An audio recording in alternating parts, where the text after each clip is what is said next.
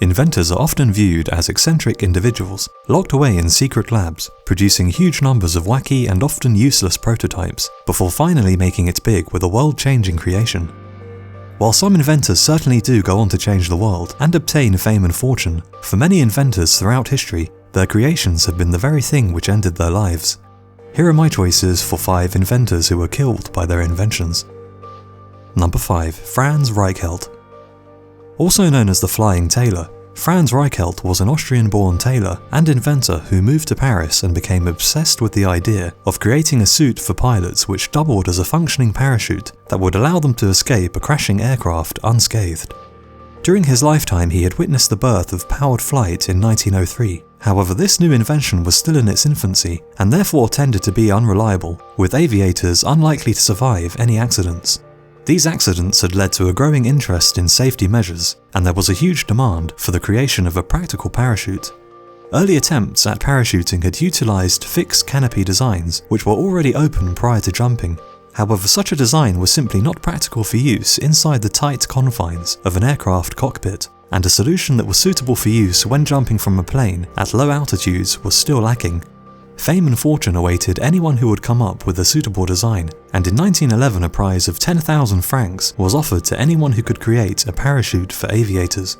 It was against this background that Reichelt had begun working on a parachute suit, which was a suit that was supposedly similar in size and bulk to a standard suit normally worn by aviators. The suit contained a few rods, some rubber, and a silk canopy, which would fold out to hopefully become a usable parachute. Early testing with dummies using the silk wings had proved successful, however converting this design into a wearable suit proved troublesome, and further experiments would result in test dummies crashing to the ground. Reichelt blamed the failures on using a test platform that was not high enough, and subsequently applied for permission to conduct a test from the Eiffel Tower.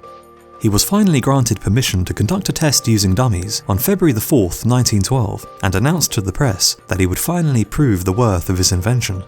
He arrived at the tower already wearing the suit, and incredibly it seemed as though he was intent on testing it himself instead of using dummies. His friends desperately tried to change his mind, pointing to high winds as a reason to abandon his test. However, Reichelt was unswayable. In a further twist, he refused to use any safety measures, and in full view of spectators and journalists armed with cameras, he climbed to 187 feet and prepared to jump. He mounted a stool on top of a table and placed one foot on the guardrail. He hesitated for about 40 seconds, perhaps reconsidering his risky jump, before leaping over. As he plummeted towards the ground, his parachute failed to open fully, and Reichelt crashed into the frozen earth at the feet of the tower, dying instantly and in full view of the multiple cameras pointed at him. His death was reported all around the world, where he was portrayed as a mad genius or simply mad. But why had he taken such an unnecessary risk? One of his friends later commented that he had felt pressured into giving a dramatic demonstration, so as to attract media coverage and sponsors, whom he would need the backing of in order to profit from the suit before its patent expired. Additionally, other inventors were already making their own tests with parachutes, and it's likely that he felt that time was running out. Number 4. Thomas Midgley Jr. A brilliant mechanical engineer and chemist, Thomas Midgley was granted over 100 patents over the course of his career, and some of his most notable and infamous work involved the invention of leaded gasoline and CFC gases used in aerosols and refrigerators. He was a key member of the team which created leaded gasoline as a solution to the problem of engine knocking, which was a shock wave caused by small pockets of air inside a car's engine, which could cause extensive damage. A natural solution to this problem already existed, whereby ethanol was added to the gasoline. However, this process could not be patented and was therefore not as profitable as an artificial solution. General Motors promoted their leaded product as a superior alternative to ethanol, as it was patented and therefore extremely profitable. The downside to the leaded gasoline was that it was extremely toxic, and public concern was raised following several deaths caused by lead poisoning. In an attempt to calm the public's fears, Midgley took part in a press conference on October 30th, 1924, in which he poured the lead over his hands and then inhaled its vapor from a bottle continuously for 60 seconds. He told the gathered observers that he could do this every day without experiencing any problems. However, this demonstration failed to do its job. Midgley would suffer lead poisoning as a result of this demonstration and was forced to take an extended leave of absence from work while he recovered. This was not the cause of his death, however. In 1940 he contracted polio, and was left severely disabled. Unable to move himself out of bed, he put his inventive mind to the problem, coming up with a system of strings and pulleys which would aid in lifting him from his bed each day. In a strange twist to the tale, it was this last invention which would kill him, as in a freak accident he became entangled in the ropes which made up the device, dying as a result of strangulation aged 55. His legacy has since become largely negative and highly controversial. His work on leaded gasoline led to large levels of lead being released into the atmosphere, which has been linked with long-term health issues in millions of people. And his work on CFCs has been linked with ozone depletion in the upper atmosphere. Number 3. Horace Lawson Hunley. With the American Civil War raging, the Confederate Marine engineer Horace Lawson Hunley found himself with the skills needed to obtain fame and fortune, as well as to make an invaluable contribution to the South's war effort.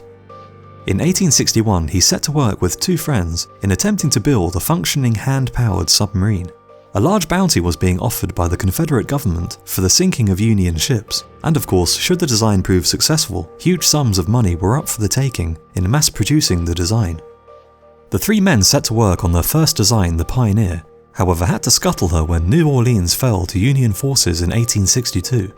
Undeterred, they began work on a second version, the American Diver. However, this also failed and ended up sinking in Mobile Bay, Alabama during a fierce storm. Still persevering, Hunley self-funded the creation of a third submarine, named after himself, the H.L. Hunley.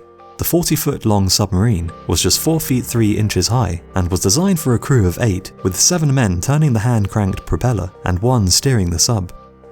The completed vessel was transported to Charleston, South Carolina in 1863, where it was seized by the Confederate Army and given a new crew. Yet disaster struck when the Hunley sank during a test run after its new captain accidentally stepped on a lever, which caused the sub to dive while the hatches were still open. 5 of the 8 crewmen drowned in the accident, as Hunley observed in horror from the shore.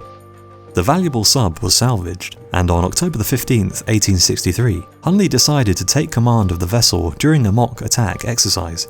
Exactly what happened underwater is unknown. However, the Hunley failed to surface, and all 8 crew were killed, including Horace Hunley, as a result of either cold or asphyxiation. The Hunley had now sunk twice, killing 13 crew, including its creator. But this was not the end of the submarine's story. She was later salvaged once more, and in 1864 was used in the first successful sinking of an enemy vessel by a submarine in naval history. Yet minutes after the attack, perhaps as a result of damage received during the attack, the Hunley once again sank for the 3rd time, killing all 8 crew, bringing the total number of lives lost on board the Hunley to 21. Number 2. Henry Smolinski. Ever since the car and plane have been around, inventors have dreamed about combining the two. As cars have become more widely adopted, they have brought with them congestion and traffic jams.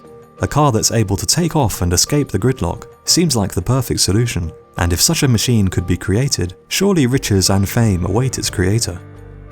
It was with such a dream that Henry Smolinski started a company with the aim of fusing plane and car. He created a prototype called the Mizar, which was made by using the rear part of a Cessna Skymaster fused onto a Ford Pinto, although later models were planned to have a purpose-built airframe. The driver's controls were adapted so that the owner could fly the plane using the steering wheel, turning left or right to turn, and pulling or pushing to ascend or descend. The rudder was controlled by pedals, and the dashboard was fitted with all the necessary flight instruments. The machine was designed to fly at 12,000 feet at 130 miles per hour, and would have a range of at least 1,000 miles, and was planned to go on sale for somewhere in the region of $18,000 to $29,000. And while it might look too large to run on roads, it was designed so that after landing, the airframe could be tied down and unbolted from the Pinto, which would then be free to drive off on public highways. By 1973, 2 prototypes had been built, with 3 more under construction. Authorization to conduct test flights was finally given, and on August 26, 1973, the hybrid vehicle took to the skies. Unfortunately, it soon encountered problems, and according to the test pilot, the right wing came unattached, forcing him to ditch the craft in a nearby field. The downed Mizar was otherwise undamaged by the ordeal and taken back to the airport for examination. Undeterred by this failure, test flights continued, and on September 11, 1973, Henry Smolinski was flying his creation when once again the right wing detached from the Pinto. This time, however, the outcome would prove deadly. The right wing folded and the Mizar crashed to the ground in a fiery wreck, instantly killing Henry Smolinski and his associate Harold Blake. A later investigation into the crash revealed that the Pinto was simply too heavy for the airframe. Even without passengers or fuel, it was already over the weight limit, which, coupled with poor design, loose parts and bad welding, led to the wing becoming detached and the plane crashing to the ground. The tragic death of Henry Smolinski spelled the end for the Mizar project, and his company was subsequently shut down permanently. Number 1. Valerian Avakovski. Between 1917 and 1922, the Russian Civil War between the Bolsheviks and anti-communists was devastating Russia. Although the Red Army had made breakthroughs, their losses were mounting, and against this backdrop, they were understandably keen to obtain any new technologies that might give them a combat advantage. It's here that a young inventor named Valerian Avakovski enters the history books. The Latvian-born inventor usually made his living as a chauffeur for the Cheka, which was the first Soviet state security organization. While working in this position, he would have had access to high-ranking officials, so it's likely that he was able to gain the ear of someone in power with talk of his latest invention, the Aerowagon. The Aerowagon was a high-speed rail car fitted with an aircraft engine and propeller, and was designed to transport high-ranking officials far quicker than an ordinary train. Such an advantage might give the Red Army an edge in the war, as important officials could reach their destinations in record time, and the technology might even be rolled out to ferry troops to the front line far quicker than before. It seems as though the young chauffeur's lack of experience in creating inventions manifested itself in the Aerowagon's design, however, and according to witnesses it was extremely loud and appeared somewhat unstable. The railcar contained a massive aircraft propeller at its front, and there were immediate concerns over the machine's safety. Despite these fears, the Aerowagon was given its chance to impress on July 24, 1921. A group of high-ranking Bolshevik officials decided to try the railcar out on a return trip from Moscow to Tula, inviting several foreign communist sympathizers on board with them to marvel at this new invention. The first leg of the trip went smoothly, and it seemed as if Avakovski might soon be leaving behind his former life as a chauffeur. However, on the return trip, the Aerowagon violently derailed at high speed, crashing into the surrounding countryside and killing 6 of the 22 passengers, including its creator, Valerian Avakovski.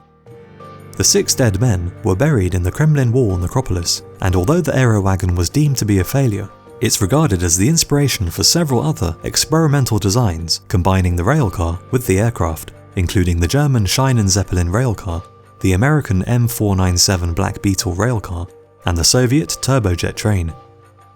So those are my choices for 5 inventors who were killed by their creations. Let me know which other examples you know of in the comments below, and I'll see you again on the next video.